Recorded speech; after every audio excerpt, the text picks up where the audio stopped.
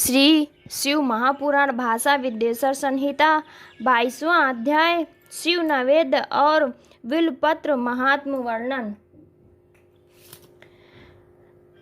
ऋषि बोले, हमने पूर्व में सुना कि शिव नवेद्य आग्रह अर्थात ग्रहण करने योग्य नहीं है, अतएव हे मुने इसका और बिल्वपत्र के महात्म का निर्णय कीजिए। सूत जी बोले, हे मुनियों, आप लोग धन्य हैं क्योंकि आप सभी शिव के भक्त हैं। आप सावधान होकर सुनिए, मैं वो सब प्रीति सहित कहूँगा जो कि आप लोगों ने पूछा है।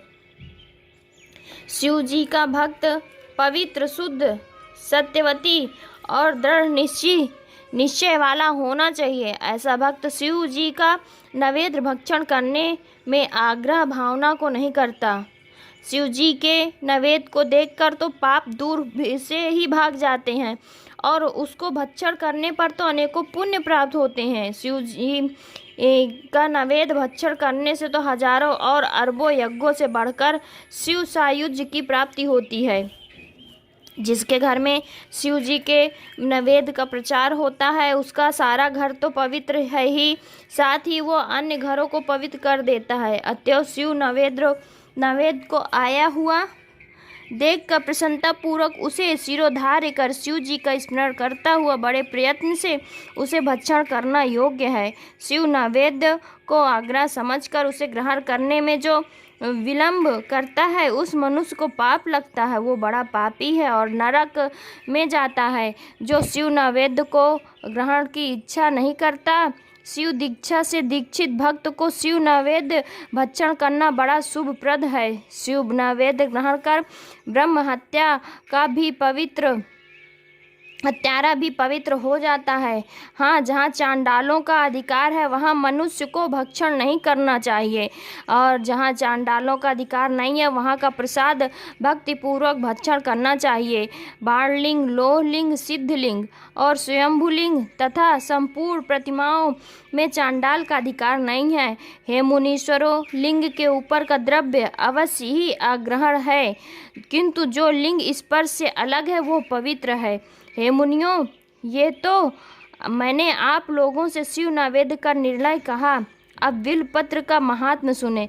यह बिल्व महादेव का स्वरूप है और जिसकी देवताओं ने भी बड़ी स्तुति की है।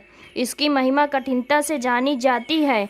संसार में जितने भी पवित्र और प्रसिद्ध तीर्थ हैं वे सब बिल्व मूल में ही निवास करते हैं, क्योंकि बिल्व मूल में लिंग रूपी अव्यय महादेव का वास रहता है और जो पुण्यात्मा इसकी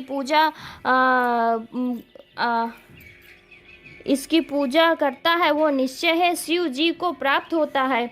ऐसे बिल्व मूल में जो शिव जी को जल चढ़ाता है मानो वो सब तीर्थों में स्नान कर चुका है और वो पृथ्वी में पवित्र। जो मनुष्य बिल्व मूल को गंध पुष्पादि से पूजता है वो शिवलोक को प्राप्त होता है तथा उसे संतान और सुख की वृद्धि होती है। जो आदर पूर्वक बिल्व मूल में दीपक जलाता है तथा उसकी शाखा को लेकर हाथ में उसकी नवीन पत्ते ग्रहण कर बिल्व की पूजा करता है वो सब पापों से छूट जाता है। तथा जो बिल्व मूल में किसी शिव भक्त को भक्तिपूर्वक भोजन कराता है उसे एक के भोजन का करोड़ों गुना फल प्राप्त होता है। जो बिल्व मूल में दूध, घी सहित अन्य किसी शिव भक्त को देता है वो कभी दरिद्र नहीं होता। हे विप्रो, इस प्रकार का बिल्व पूजन प्रवृत्ति और निवृत्ति दोनों धर्म वालों के लिए उत्तम है।